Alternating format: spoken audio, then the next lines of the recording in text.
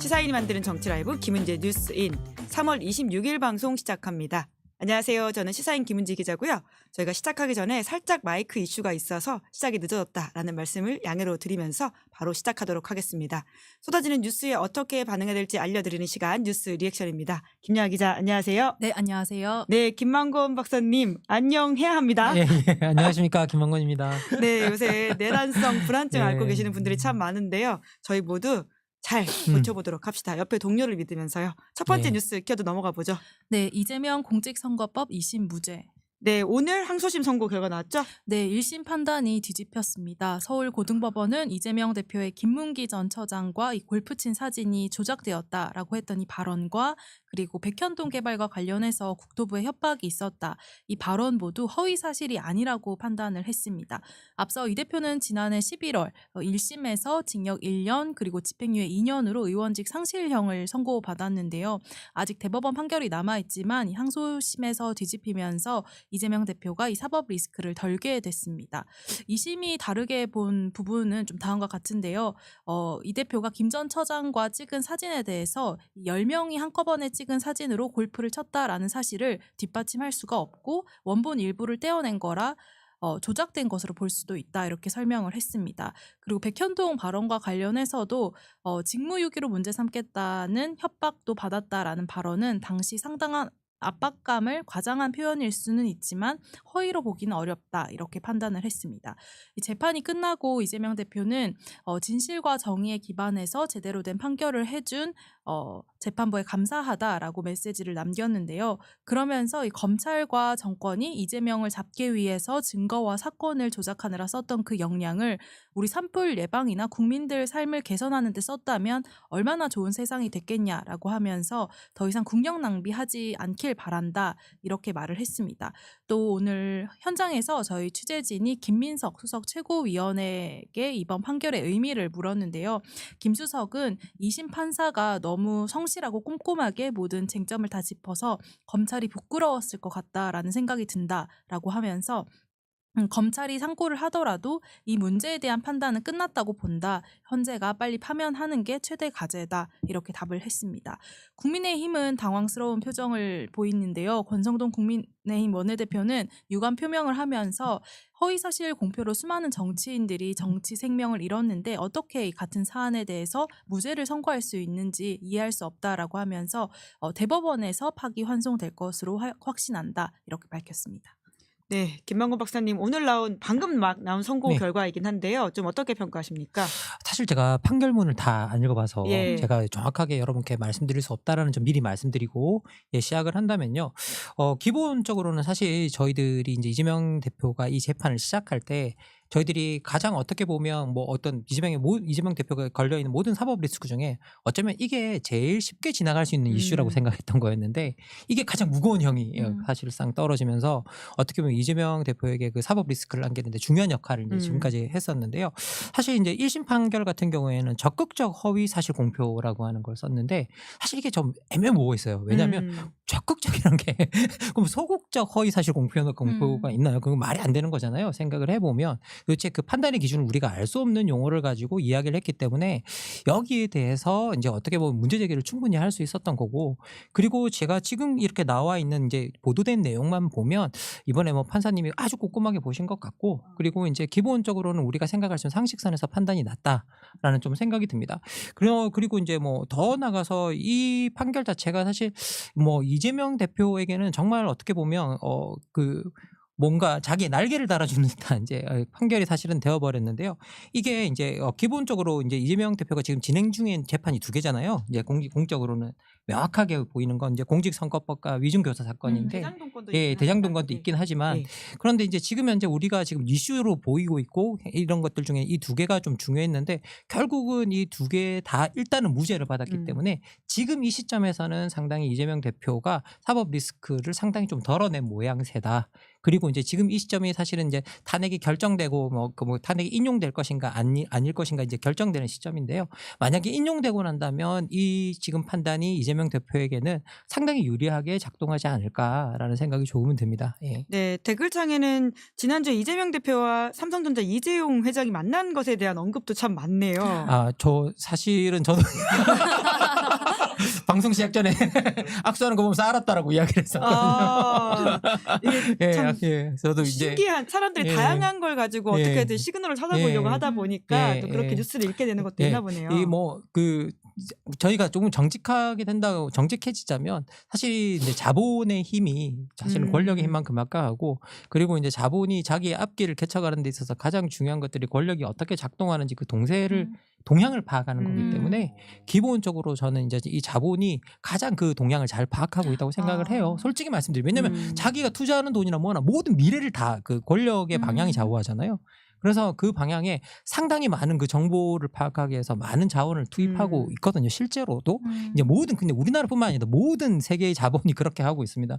그래서 우리나라 최고 자본이 수장이 악수를 하면 뭔가 이유가 있지 않았을까라고 저 개인적으로 생각해 보는데요. 그냥 뇌피셜입니다. 예. 네. 각자의 신경 안정제가 있다 예, 이런 예. 식의 해석을 하면서 사실 그래서 댓글창에 헌재는 그럼 언제 할 거냐라는 이야기가 많거든요. 관련 뉴스가 두 번째입니다. 네, 헌재 윤 탄핵 선고 이러다 4월로. 네, 오늘도 공지가 없죠. 네, 아직도 이제 헌재에서 선고 일자가 공지가 안 되고 있습니다. 이렇게 되면 이제 다음 주로 무엇보다 이제 4월로 넘어갈 가능성이 점쳐지고 있는데요. 선고가 늦어지는 배경을 두고 다양한 추측이 나오고 있지만 헌재는 함구를 하고 있습니다. 특히 국민의힘 윤상현 의원이 윤 대통령 탄핵 심판 선고일이 오는 4월 11일로 이제 예상을 하기도 했는데요. 문영배 이미선 재판관 퇴임하는 날이 이제 4월 18일인데 바로 직전 이제 금요일입니다. 앞서 이제 윤 대통령 석방을 예측하기도 했고 또 한덕수 총리 탄핵안이 7대1로 기각될 것이라고 이제 예측을 했다라고 하면서 이번 발언도 좀 주목을 받고 있는 부분이 있는데요. 헌재 선고가 늦어지면서 어제는 또 한강 작가를 포함한 문학인들이 윤 대통령 파면을 촉구하는 한 줄 성명을 내는가 하면 어제 오늘 이 남태령에서는 전농의 트랙터 시위대와 이 경찰이 또 1박 2일 동안 대치를 하는 상황이 벌어지기도 했습니다. 정치권에서는 그러다 보니까 오늘 선고기일을 지정해야 한다 이런 압박이 세지고 있는 상황인데요. 그런 가운데 헌법재판관 중에 유일하게 그 한덕수 총리 탄핵과 관련해서 인용 의견을 냈던 정계선 재판관을 향해서 이 도넘은 공격이 이어지고 있습니다. 윤 대통령의 지지자들이 정계선 재판관의 집 주소를 찾아내서 온라인 커뮤니티에 공개를 하는가 하면 또 집 주변에 찾아가서 이 위협을 하면서 혼란이 커지고 있는 상황입니다. 네, 헌재 선고 늦어도 너무 늦는 게 아니냐라는 생각이 들긴 하는데요. 그래서 혼란이 좀 가중되고 있는 상황입니다. 뭐 길어지면 헌재 선고가 길어지면 길어질수록 혼란은 가중될 수밖에 없고요. 예. 그리고 길어지면 길어질수록 가장 문제가 뭐냐면 지금 보시겠지만 온갖 뇌피셜이 폭발하잖아요. 예, 온갖 상상들이 폭발하게 됩니다. 그리고 사실 모든 사고들이 생각보다 이성적 판단이 중지되는 지점에 사실은 나오거든요. 네. 그런데 그런 온갖 상상이 폭발하는 지점이 이성적 사고를 막는 어떤 그런 경향들이 있습니다. 그러면서 이런 것들이 사고로 이어지고 이런 것들이 잘못된 분위기, 사회적 혼란으로 이어지는 경우들이 많거든요. 그런데 이제 계속 말씀드리지만 헌법재판소 역할은 헌정 질서를 유지하는 거고 그 헌정 질서를 유지하는 데 있어서 뭔가 비상사태가 오면 그 헌정 질서를 정상적인 상황으로 돌리기 위해서 정확하고도 신속한 판단이 필요한 겁니다. 사실은 이 신속성도 생명이거든요. 정확성과 신속성이 항상 같이 가야 되는데 지금 현재 우리가 이렇게 이렇게 늦어지고 있는 거를 정말 우리가 이성적으로 판단한다면 정확한 판단을 흠결 없는 판단을 하기 위해서 늦어지고 있다라고 이제 저희들이 변명을 할 수밖에 없는데 그런데 지금은 사실은 너무 늦어지고 있는 게 사실이다. 그리고 이게 사실 상식 있는 정치학자나 법학자들이 본다면 이건 그냥 인용이에요. 그러니까 상식이 있는 사람이 그냥 인용이 안 되면 안 될 수가 없는 거. 이걸 이렇게까지 물고 늘어져서 그냥 갈 이유가 없는 판단입니다. 그러니까 이제 많은 분들이 이렇게 상식적인 건데 지금까지 안 나온다고? 라고 하니까 뇌피셜이 폭발하게 되는 거예요. 그러면 이상한 상상들이 폭발하게 되고 질서가 어지러워질 가능성이 있는 겁니다. 그래서 헌법재판관들에게도요. 도대체 늦게도 좋다. 그럼 우리 며칠까지 하겠다라든지 그러니까요. 우리 며칠 날 하겠다든지 그 일정을 명확하게 해줘야 되거든요. 가장 뛰어난 정치 지도자의 역량을 저희들이 예측 가능성을 주는 거라고 우리가 이야기합니다. 왜 국민들에게. 그런데 정치는 그 예측 가능성을 주기가 상당히 힘들어요. 왜? 변덕스러우니까. 하지만 저희들이 사법 시스템을 믿는 이유는 뭐냐면 사법 시스템은 철저하게 예측 가능성에서 움직이기 때문입니다. 그래서 기본적으로 우리가 이 헌법재판관들이 우리한테 예측 가능성을 우리한테 반드시 좀 주셨으면 좋겠다라고 이제 그렇게 생각이 들고요. 그리고 이제 더 나가서 진짜 다시 말씀드리지만 이건 너무 상식적인 건데 만약에 이것들이 기각되거나 이러면 대혼란이 진짜 일어날 겁니다. 저는 그 뒤의 혼란은 감당할 수 없는 혼란이라고 생각합니다. 그리고 정말 저는 감당할 수 없는 혼란이 될 거라고 생각하거든요. 그런데 우리가 국민들이 이렇게 갈등할 때 최소한으로 그 혼란을 축소시키고 그리고 질서로 갈 수 있는 길을 우리 헌법재판소가 열어주셔야 합니다. 여러분들이 그게 임무입니다. 만약에 이게 여러분 생각해 보시면 만약에 이 기각이 된다 그러면 저는 만약에 개헌의 과정이 열리거나 그러면 헌법재판소는 분명히 그 존립의 유무가 네. 문제가 될 가능성이 있습니다. 그래서 기본적으로 헌법재판소가 자신의 존재의 이유를 이번 판결을 통해서 정확하게 신속하게 빨리 밝혀야 된다라고 다시 한번 말씀드리겠습니다. 사실 어제 김준일 평론가의 그 방송을 제가 봤는데 여기 많이 헌법재판소의 관련자들이 많이 보신다고 하더라고요. 우리 시사인을 정말 고개 숙여서 제가 부탁드리겠습니다. 예. 네, 그 댓글에 5시 이후에 헌재 엠바고 관심 가지세요 이런 댓글도 있고 오늘 뭐 나오는 거 아니냐 이런 이제 썰이 좀 돌긴 했는데 저희 취재진이 그 헌재 공보관에게 연락을 해본 결과 오늘 이제 받은 정보는 없다라고 합니다. 네, 이게 각종 저희 기자들도 정보 이런 것에 이제 울다 웃었다 하는 상황인데요. 아직까지는 확정된 게 없다 이런 말씀을 드려야 될 것 같습니다. 사실 저도 4월 달까지 갈 가능성이 있다라고 생각을 했었거든요. 저도 이제 다 사실 이제 3월 달 초반에 날 거라고 그랬을 때 조금 늘어질 가능성은 있다라고 말했던 3월 17일까지 갈 거라고 생각했던 사람 중에 한 사람인데 이렇게까지 갈 줄은 몰랐습니다. 그러니까요. 예, 그러니까 네. 이거는 헌법재판관들도 좀 생각해 보셔야 될 문제다라는 예. 네, 세 번째 뉴스 넘어가 보죠. 네, 노상원 윤 5.18 행사 가고 생선 만져라. 네, 노상원 씨가 이런 조언을 했다는 거죠. 네, 오늘 한겨레 보도인데요. 전 정보사령관이었던 노상원 씨의 이제 경찰 진술입니다. 자신이 이제 성범죄 혐의로 징역형을 선고받고 퇴역을 했는데 윤 대통령 이제 대선 캠프 꾸릴 때 제안을 받고도 전면에 나서지 못했다라고 하면서 그 대신 김용현 전 장관에게 여러 조언을 해주었다 이런 취지의 내용입니다.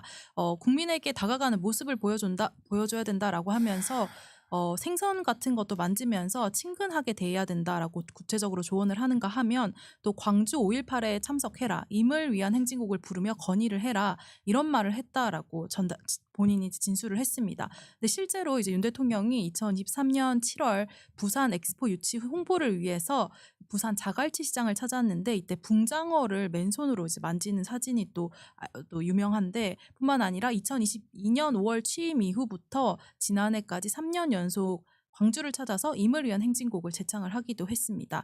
노 전 사령관은 경찰에서 나중에 TV를 보니까 제 말대로 다 하는 것 같았다 이렇게 말을 했습니다. 네, 뿐만 아니라 캡틴 아메리카 복장으로 난동을 피웠던 윤 대통령 지지자와 관련된 소식도 있죠. 네, 안 씨인데요. 이제 캡틴 아메리카 복장으로 중국 대사관에 침입을 하려고 하다가 이제 경찰에서 난동을 피우고 구속 기소된 상태입니다. 그런데 이제 오늘 법무부가 국회에 제출한 공소장이 일부 공개가 됐는데 안 씨는 이제 미국 중앙정보국 CIA 그리고 이스라엘 모사드, 인터폴 이런 이제 해외 기관 5곳의 신분증을 위조한 것으로 이제 공소장에 밝혀졌습니다. 실제로 사용도 했는데요. 2월 14일에 이제 경찰이 현행범으로 체포된 뒤에 이 위조 신분증을 제시하면서 자신이 블랙 요원 마이클 피터스 대위다 이렇게 주장을 한 것으로 전해졌습니다. 뿐만 아니라 이 안 씨가 스카이데일리의 중국인 간첩 99명 선관위 체포 후 주일 미군 기지 압송이 기사의 취재원이라고 이제 주장을 해왔는데 KBS 추적 60분이 이분을 인터뷰를 했어요. 거기에 따르면은 사실은 그 모든 것이 우파를 위해서 자신이 속인 것이다 이렇게 고백을 하기도 합니다. 네, 그러니까 지금까지 퍼졌던 가짜 뉴스 이런 것이 얼마나 허약한 기반에 있는지가 해당 당사자의 폭로로 좀 드러나게 되는 것인데요. 왜 이렇게 가짜 뉴스와 음모론이 퍼지는 거라고 보십니까?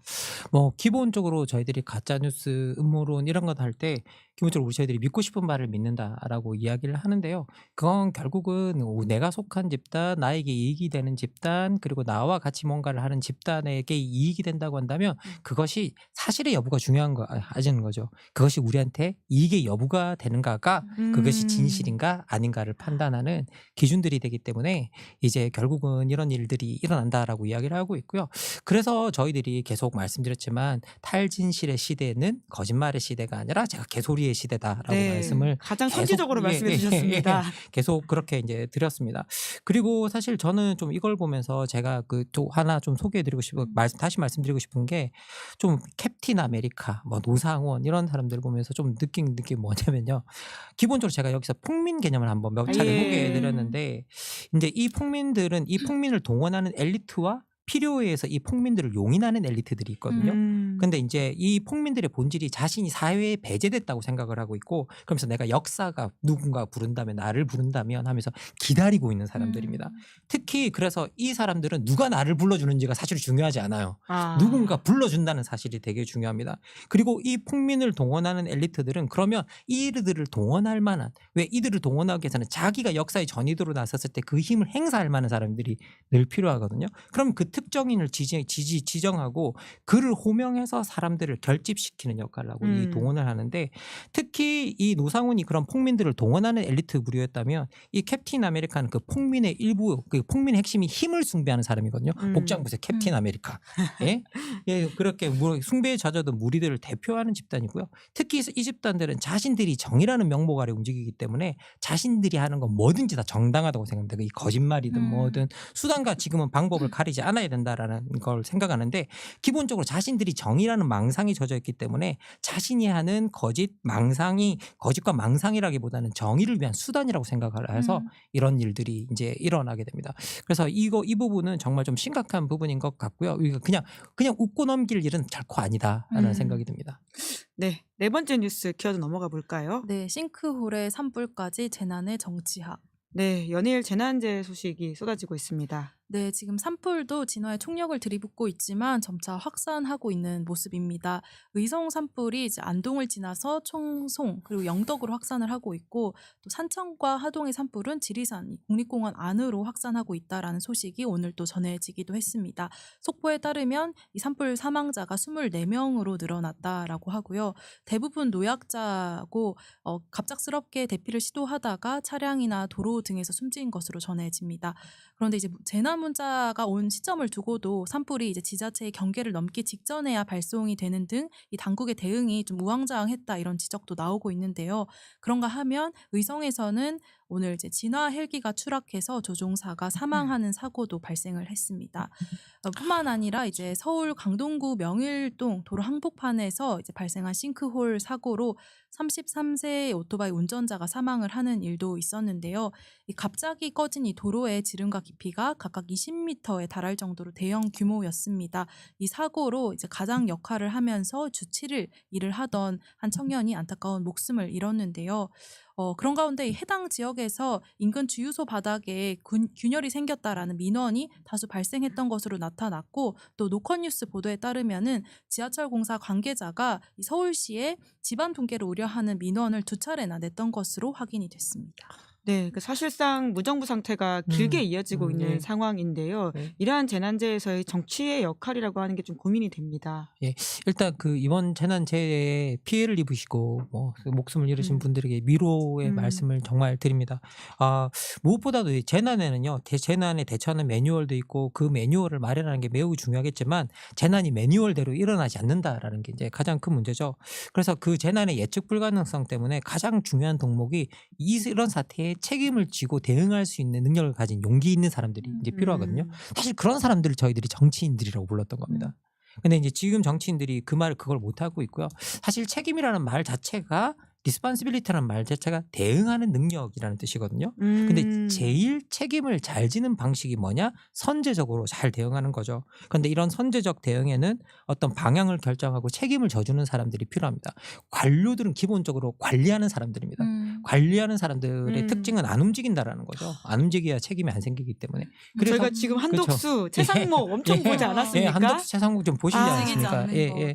그래서 이제 여기 헌법재판관들도 그래서 이 상황을 잘 주시하셔야 되는데요. 권한 대행 체제라는 말은 뭐냐? 국가에서 행정적인 결정과 책임을 확고히 내려주는 사람이 없다라는 뜻입니다. 그래서 이태원 같은 사태를 거치면서 이런 재난을 막을 국가의 의무가 다 붕괴된 상태에 그 컨트롤 타워마저 이제 아예 부재한 상태가 되어버렸잖아요. 그러다 보니까 이제 사실은 있을 때도 무정부 상태라는 해시태그가 막 돌았었는데 지금은 정말 무정부 상태에 무정부 상태로 와버린 게 아닌가라는 생각이 들 정도입니다. 정말 지금 국가가 어제 방송 보니까 김준일 평론가가 경제적으로 어떻게 붕괴되고 있는지 다 설명해 주시더라고요. 그래서 오늘 생략하겠습니다. 국가의 정치적 기반, 관료적 기반도 지금 붕괴되고 있다라는 느낌이 지금 뭐 이렇게 여러 사실을 통해서 확인되고 있습니다. 우리가 산불에서 18명이나 막 이렇게 순간적으로 목숨을 잃거나 이런 적이 거의 없었던 것 같습니다.